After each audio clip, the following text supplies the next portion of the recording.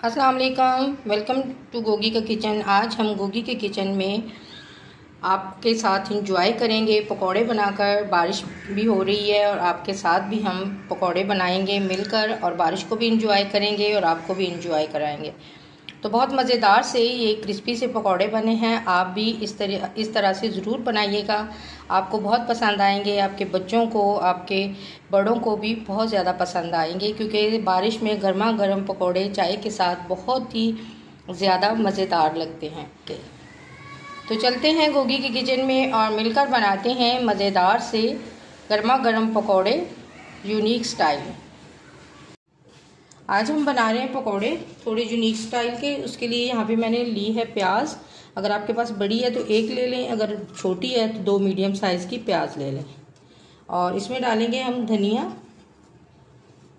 Half bunch मैंने धनिया का लिया है। और बारिश हो, पकोड़े ना बनाएं तो बारिश को एंजॉय कैसे कर सकते हैं। तो आज यहाँ पे बारिश हो रही थी तो मैं पकोड़े बना रही थी, तो मैंने अपने व्यूअर के साथ भी शेयर करना जो है वो ज़रूरी समझा। तो यहाँ पे ये आलू हैं, इनको मैंने अच्छी तरह से एक आलू लिया है, इसको मैंने इस तरह ग्रेट कर लिया है और इसको 2 से 3 बार मैंने पानी से धोया है और उसके बाद मैंने इसका पानी जो है वो सारा निकाल दिया है। अब ये आलू भी इसके अंदर ऐड कर दूंगी मैं। और 1 कप जो है हम इसमें बेसन ऐड करेंगे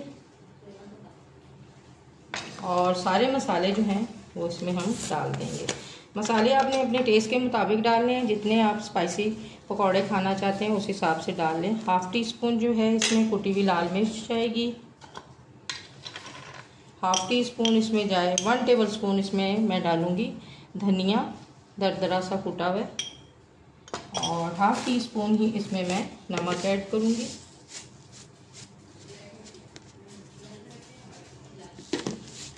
और थोड़ा सा इसमें मैं ज़ीरा ऐड करूँगी, भुना कुटा ज़ीरा, इससे पकौड़ों में खुशबू बहुत अच्छी आती है।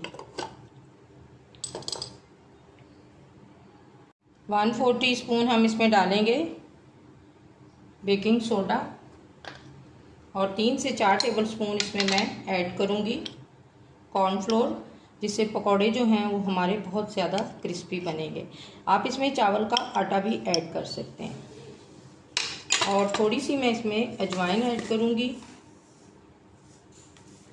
क्योंकि अजवाइन जो है वो आपके हाजमे को बहुत ठीक रखती है और आपका खाना जो है वो इससे बहुत जल्दी डाइजेस्ट होता है। थोड़ी सी मैं इसमें डालूँगी हाफ टी स्पून लाल मिर्च पाउडर और हाफ टी स्पून ही इसमें मैं ऐड करूँगी हल्दी पाउडर कलर देने के लिए।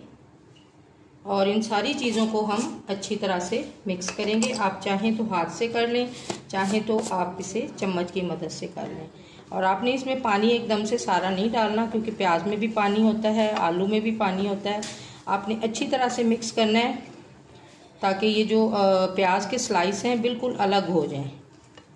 और आपने इसी तरह लंबे लंबे प्याज काटने हैं।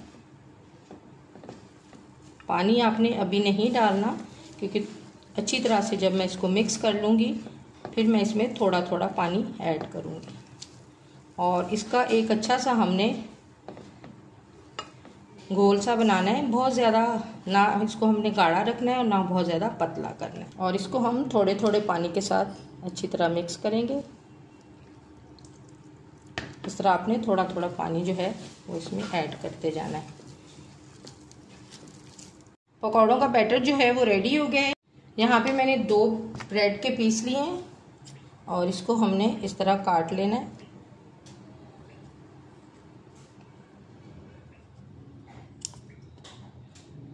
चार पीस हम इसके करेंगे। आप चाहें तो छोटे भी कर सकते हैं, चाहें तो बड़े भी कर सकते हैं। तो मैं इसके थोड़े से बड़े कर रही हूँ और कुछ जो हैं वो मैं छोटे करूँगी, क्योंकि 2 पीस ही काफ़ी हैं पकोड़े बनाने के लिए।